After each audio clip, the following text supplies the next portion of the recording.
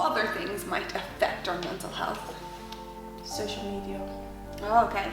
Yeah, social media. Why do you think that?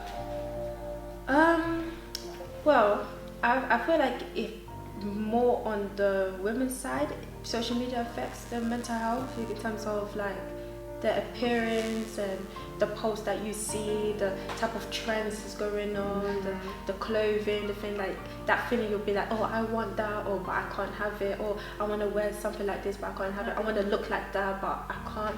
It's that kind of thing, like it confuses your mind and it makes it feels like you're not worthy, you're not beautiful, you're not meant to look like this, you're not that. And it affects a lot because it makes you feel these type of emotions that you're not meant to be feeling, like you're not happy of yourself. And sometimes you have to remember that God made you in that image, and you're an image of God, and God made you like that because you're beautifully and wonderfully made. So, and we need to remember that everyone's unique. And we're like presented as a temple of God. We should be confident of what we are and what we look like. But yeah, it's really sad. Yeah, because I think social media betrays so much that's not real as well. Yeah. And do you ever like sometimes look at somebody and you're like, oh wow, they're always at this nice place, this, you know, doing all the fun things.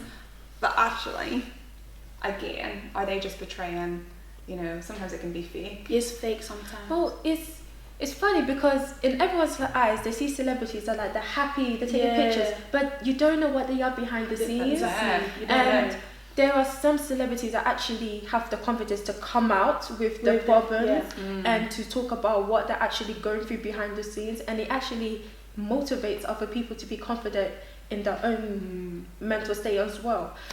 So it's just like being aware of what you see and what you take from it. Being aware, I guess, of what's real and what's not real. Reality.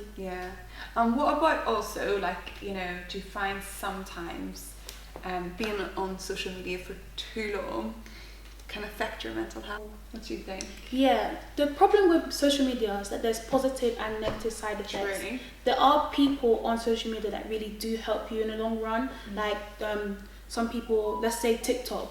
TikTok is one app that is really confusing the world, I have to say, because there's positive and negative sides. There are people who spread their quotes, their revelations on TikTok as well, but there's other people who like create moral panic. The time that I used to be on social media, I will use it on talking to God and building upon my faith in terms of how to improve my mental health and how to change it into a positive aspect. And it's I feel like it really helps because for me, I get this scripture said to me multiple times, do not be discouraged, do not be afraid, for I am with you.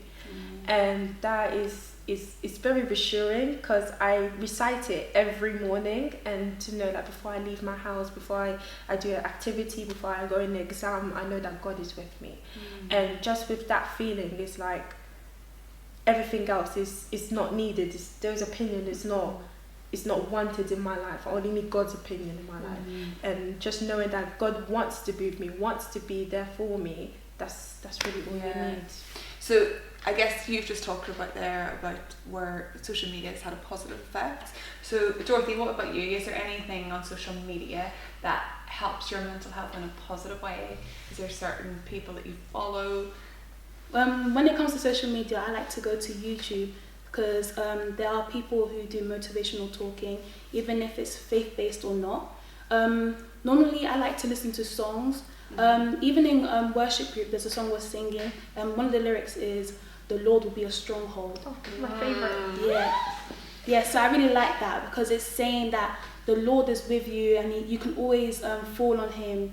He's going to be your guide. Like, He's always you can confide in Him. Like, there's nothing bad that's gonna affect you because He is with you, and nothing can bring you down. So like songs as well, positive songs. That reminds me actually, because that song meant so much to you during lockdown, and you actually sung it and shared it in one of the lockdown assemblies that we had. So talk to us about that song and how that helped you through COVID times. Okay, so that time was a very difficult time. I was like, when everything was like the lessons are behind the screen and doing the work only on that, just sitting there on that laptop for multiple hours, it got me a bit. So there was a time when I was like, let me just sit down and sing a song, and I was singing the song Stronghold, and it got me very emotional, and it got to a point where like, this is actually my calming song, like this is a song that I will go to whenever I'm feeling down and everything. So when I sang it out, and then I got a bit anxious of sharing it on Instagram, because I felt like maybe I'll get like criticism from it. And then a friend came to me, she was like, oh, you have a lovely voice, you should show it to people, and your voice actually helps people to bring negative into a positive thing. And that makes me happy, because like, if I'm singing the songs and it makes people happy, like why don't I just share it? So I shared it, got a lot of reviews, a lot of feedback from it, and it made me feel like, yeah, I need to continue singing, continue showing like these type of songs, it can actually help you in the long run. And it did help me throughout lockdown, and got me singing other songs, got me singing songs that actually relates to what you are feeling. And it helped me in terms of just let loose, relax, be calm. And then I managed to finish all my work within that period, and then I'm back on track. And then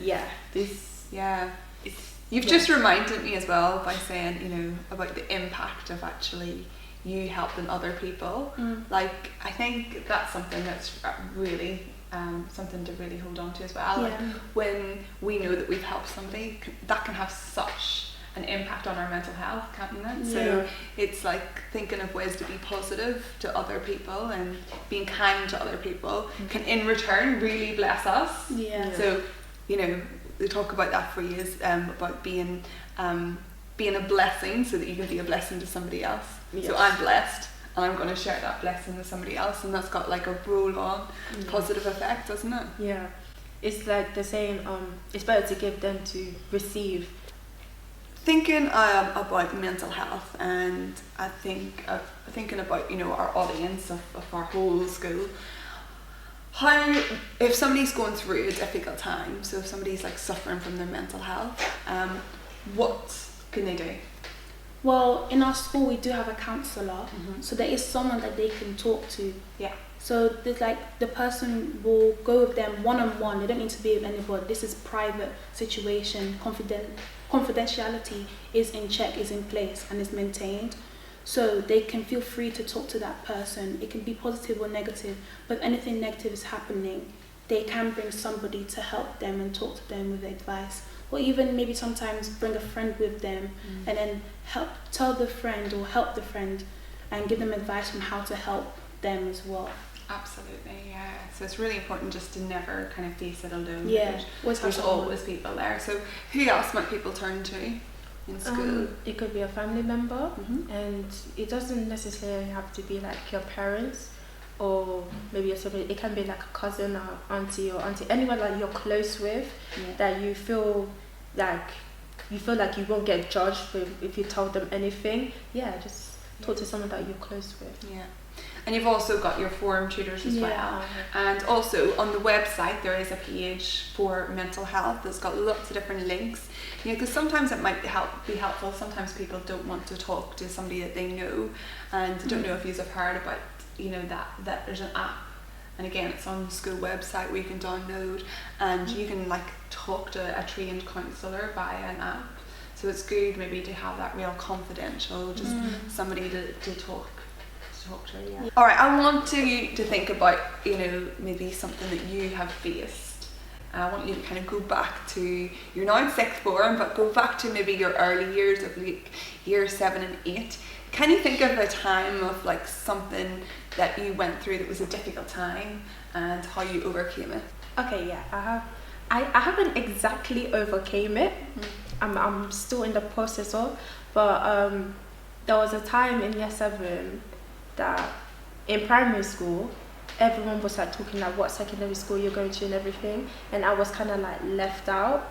So it was a feeling of like me going to a school that I don't know anyone, kind of set me off, kind of thing.